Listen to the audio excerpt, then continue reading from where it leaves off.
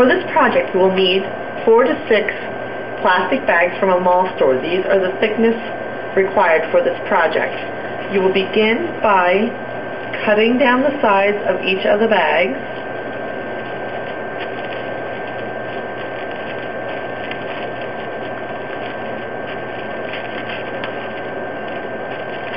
And be sure at the end to take care of the gusset that is created, the seam. You can cut down one side and then back up the other. This will allow you to open up the bag. Do the same on both sides. Remove any strings from the bag, as they will not be needed for the project. You want to do this to all the bags.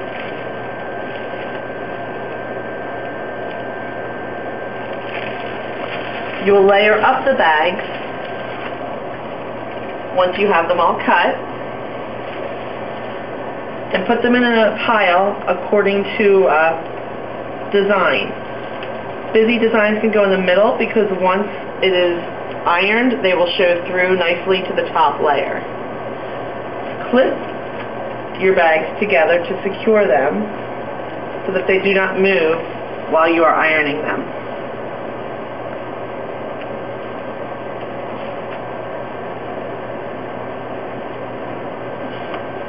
You will next take the wax paper and line your ironing board on the bottom with wax paper.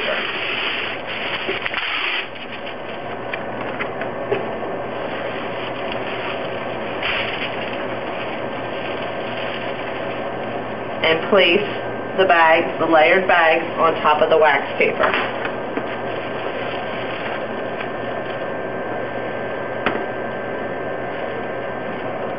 You will take another sheet and place it on top, being sure to get the length of your bag.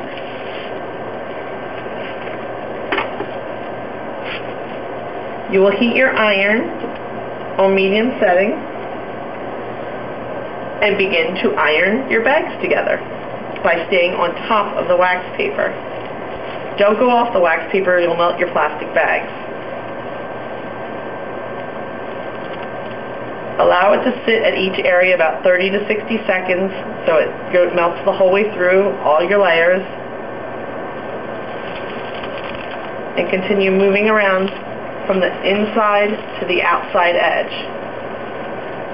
pressing pretty firmly as you do so. Once you have an area melted, you may remove your clips. You won't need those anymore, because the bags are melted together by this point.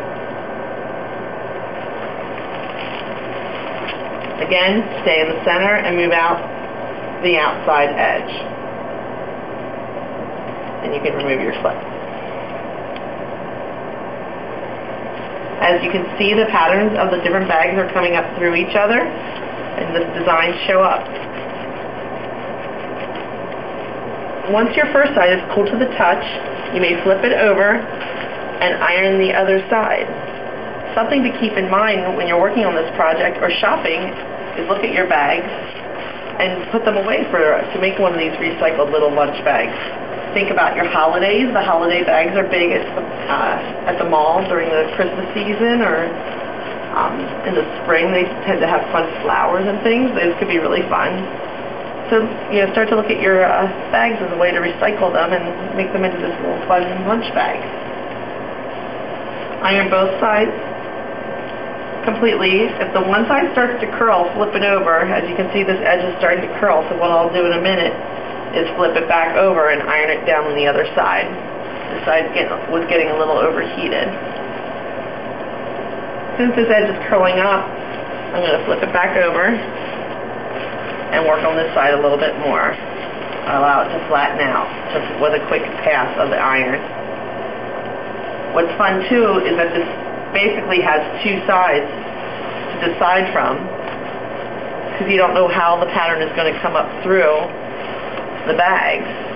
So you actually have two sides to pick from as to which you want to be your outside of your bag and which you want to be the inside of your bag. These are great for teens. As you can see, a lot of the branding is showing through. For the shopping girl, she would love a bag with all of her favorite stores' names on it.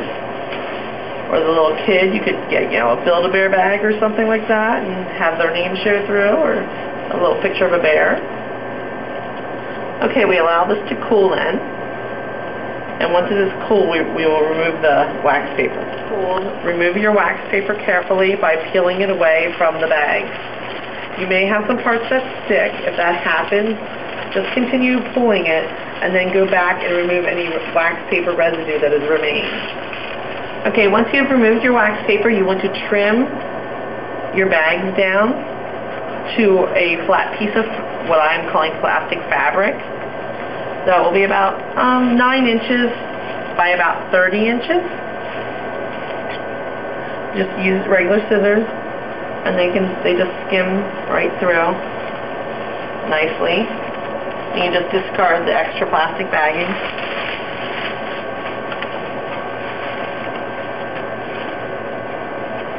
If there's straight edges already there with the bag, you can cheat and just go along those, which is what I just did.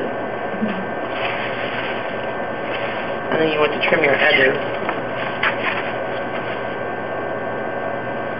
And remove anything that is not fused together.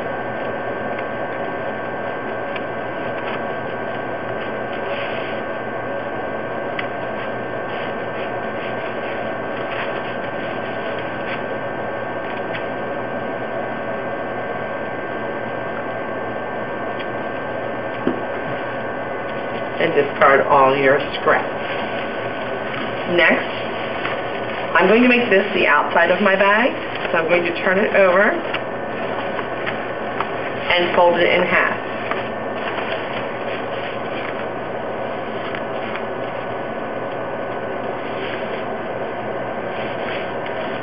You can use a wooden ruler to score your halfway mark to make it a nice sharp bend.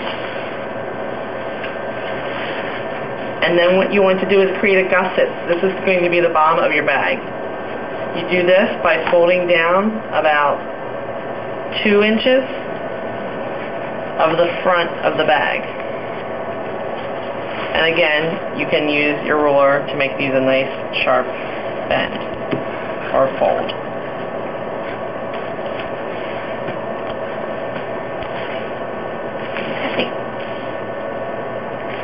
If there's any scraggly ends, as there is here, you can trim them up. As so. Okay, what you will do next is place a piece of wax paper underneath your project and on top of your project.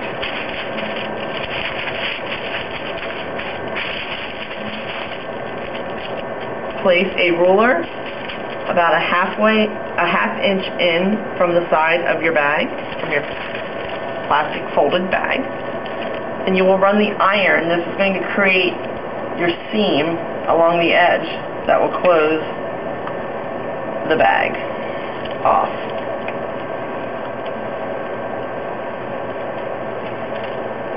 The ruler helps to keep the seam uniform along the edge. Press firmly. And do the same on the other side. At the bottom of your bag, be sure to press firmly and leave the iron there for 30 to 60 seconds because that is doubled up because you created that fold at the bottom of the bag that's going to create your bottom. And again, run smoothly up along the ruler on the other side. Allow this to cool before removing the wax paper. If you find that your side edge is a little uneven, after you've ironed it, you can easily trim away any of the excess.